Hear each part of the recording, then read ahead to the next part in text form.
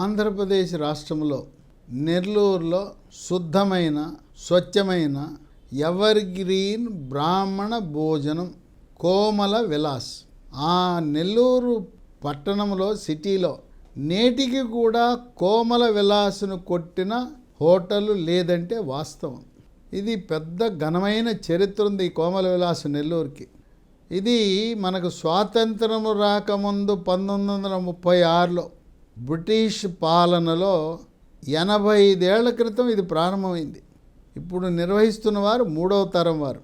ఈ కోమల విలాస్ని ట్రంక్ రోడ్లో వెంకటాచలం అనే ఆయన ప్రారంభించారు. ఆయన కుమారుడు శ్రీనివాసన్ 2వ తరం. శ్రీనివాసన్ ఇంకా బతికే ఉన్నారు. ఆయన 96 ఏళ్ళు. ఇప్పుడు 3వ తరం వాళ్ళు ఇది నిర్వాహకులుగా ఉన్నారు. ప్రస్తుతం 3వ తరం వాళ్ళు ఈ కోమల విలాస్ని గత 85 సంవత్సరాలుగా ఏ మాత్రము ప్రమాణాల్లో మార్పు లేకుండా సరిలేరు మాకెవరు మేమే టాప్ అనే విధంగా నిర్వహిస్తున్నారు. దాంట్లో కొన్ని ప్రత్యేకతలు ఉన్నాయి, విశిష్టత ఉంది. భోజనం ఎంత? అన్లిమిటెడ్ భోజనం 95 రూపాయలు. ఈ 95 రూపాయలకి వీళ్ళు పెట్టే భోజనం మామూలుగా సాదాసీదాగా ఉండదు. అయితే ఉదయము 10 గంటలకు ప్రారంభమవుతుంది భోజనం, సాయంత్రం 4:30 వరకు ఉంటుంది. కోవిడ్ వచ్చిన తర్వాత రాత్రిపూట భోజనాన్ని తీసేశారు. కేవలం మధ్యాహ్న భోజనం మాత్రమే ఉంటుంది. ఇక 10ంటికి భోజనం రెడీ చేయాలంటే ఉదయాన్నే 3 గంటలకు ప్రారంభిస్తే సుమారు 6-7 గంటలు కుస్తీ పడితే కానీ వంటకాలు సిద్ధమవ్వవు. ఈ రోజున వండిన వంటకాలు రేపు అనేది ఉండదు, ఫ్రిడ్జ్లో పెట్టమనేది ఉండదు. 4:30 అయ్యేసరికి అన్ని పాత్రలు ఖాళీ. అక్కడ 100 మందికి ఉపాధి కల్పిస్తూ ఉంది కోమల విలాస్. ఈ 100 మంది కూడా చక్కటి సంస్కారము సంస్కృతితో యూనిఫామ్ ధరించి మర్యాదగా హోటల్కి వచ్చిన వాళ్ళని చక్కగా పలకరిస్తూ చిరునవ్వుతో వడ్డిస్తూ ఉంటారు. ఈ భోజనం విశేషం ఏంటంటే అరిటాకులో పెడతారు. అరిటాకులో వేడివేడి అన్నం పెడతారు. ఈ రోజున నెయ్యి అనేవాది మనకెక్కడా కనపడదు. నెయ్యి బదులుగా ఏదో డాల్డానో ఏదో నూనె పోస్తారు. స్వచ్ఛమైన నెయ్యి దాన్ని వాడతారు. ఇంకో విశేషం ఏంటంటే ఇక్కడ హోటల్లో సర్వర్లు 1-2 సార్లు 3 సార్లు 4 సార్లు ఏదైనా అడిగినా కూడా విసుక్కోకుండా మళ్ళీ తెచ్చి పెడతారు. కస్టమర్ తృప్తి చెందటమే లక్ష్యంగా ఆ హోటల్ యాజమాన్యం నిర్వహిస్తూ ఉంది.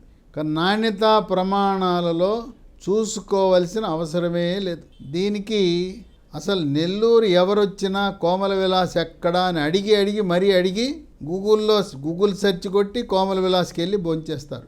ఈ తర్వాత చాలామంది అధికారులు, తెలంగాణ అధికారులు, ఆంధ్రప్రదేశ్ అధికారులు తిరుపతికి ప్రయాణం ఉంటుంది. తిరుపతి నుంచి అధికారులు వాళ్ళ ఇళ్ళకి వెళ్ళేటప్పుడు కానీ లేదు తిరుపతికి వెళ్ళేటప్పుడు దారిలో ఉన్నతాధికారులు వాళ్ళ శాఖకు సంబంధించిన ఆ నెల్లూరు జిల్లా కేంద్రం ఉండే సబార్డినేట్స్కి చెప్పి మాకు కోమల విలాస్ నుంచి పార్సిల్ తీసుకొచ్చి రైల్లో ఇమ్మంటారు. రైల్వే క్యాటరింగ్ ఉన్నా ప్లాట్ఫామ్ మీద దొరుకుతున్నా వాళ్ళు కోమల విలాస్ పార్సిలే కావాలని చెప్పి అది రైల్లో దాన్ని తినటం అనేది ఒక విశేషం. తర్వాత వీళ్ళు క్యాటరింగ్ కూడా చేస్తారు. హోటల్లోనే కాకుండా ఎవరైనా ఆర్డర్ ఇస్తే బయటికి తీసుకువెళ్ళి ఆర్డర్ మీద అక్కడ కూడా కేవలం నెల్లూరే కాకుండా చుట్టుపక్కల ఉండే ప్రాంతాలకు కూడా కోమల విలాస్ తరపున వెళ్ళి ఈ భోజనాలు ఏర్పాటు చేయటం అనేది జరుగుతుంది. వంటకి ఉపయోగించే పరికరాలన్నీ కూడా యాంత్రీకరణ జరిగింది. అన్నీ స్టీలు పాత్రలే, కరెంటు మీద నడిచే యంత్రాలే. పరిశుభ్రతకు స్వచ్ఛతకు వ్యక్తిగత పరిశుభ్రతకి ఎంతో ప్రాధాన్యత ఇస్తారు. హోటల్లో ఎక్కడా కూడా వాసన ఉండటానికి వీల్లేదు, ఈగలు కనపడటానికి వీల్లేదు. అంత శుభ్రతను వీళ్ళు పాటిస్తారు. ఈ హోటల్ ప్రత్యేకత ఏంటంటే రోజుకు ఒక స్పెషల్ ఉంటుంది. ఉదాహరణకు బుధవారం నూనె వంకాయ పెడతారు. అట్లా ప్రతిరోజు ఒక ప్రత్యేకమైన వంటకము ద్వారా వాళ్ళ హోటల్కి వచ్చిన వాళ్ళని ఆనందపరుస్తూ ఉంటారు. ఇక వీళ్ళు పెట్టే భోజనంలో పప్పు ఉంటుంది, పప్పులో టమాటా. ఈ పప్పు టమాటాలో అన్నం కలుపుకుని గుమగుమలాడే తాజా స్వచ్ఛమైన నెయ్యి కలుపుకుంటే ఇక మనం ఆ రుచి ఎలా ఉంటుందో చెప్పనలవి కాదు. ఇంకో విశేషం ఏంటంటే వీళ్ళు గోంగూర పచ్చడి చేస్తారు. గోంగూర పచ్చడిలో ఉల్లిపాయలు వేసి చేసి ఆహా చెప్పనలవి కాదు ఆ రుచులు ఎలా ఉంటాయో. ఇక అందరూ హోటల్లో అప్పడాలు పెడతారు. వీళ్ళు అప్పడాలు కాకుండా పిండి వడియాలు పెడతారు, ఒక ఇగురు కూర పెడతారు, తర్వాత ఆవకాయ పచ్చడి, ఒక రోటి పచ్చడి, ఆవకాయ పచ్చడి, సాంబార్లో అన్ని రకాల కూరగాయల ముక్కలు, రసం. ఈ హోటల్ ప్రత్యేకత ఏంటంటే మజ్జిగ చారు. కోమల విలాస్కి వెళ్ళాలి, కోమల విలాస్ యొక్క మజ్జిగ చారు రుచి చూడాలి. దాని రుచి అమోఘం. కోమల విలాస్ మజ్జిగ చారు అంటే ఒక ప్రత్యేకమైన బ్రాండు. దాన్ని పేటెంట్ కూడా చేసుకోవచ్చు. ఆ మజ్జిగ చారులో ఆనపకాయ ముక్కలు, సొరకాయ ముక్కలు వేస్తారు. ఇక ఒక కప్పులో ఇచ్చినా ఇంకా కావాలంటే మజ్జిగ చారు అడిగినంత మనకు వడ్డించడం జరుగుతూ ఉంటుంది. ఇక ఆఖరికి పెరుగు ఉంటుంది. పెరుగు అయిపోయిన తర్వాత విశేషం ఏంటంటే మజ్జిగ ఇస్తారు. ఆ మజ్జిగలో నిమ్మకాయ పిండుతారు, కరివేపాకు వేస్తారు, చాలా రుచికరంగా చేస్తారు.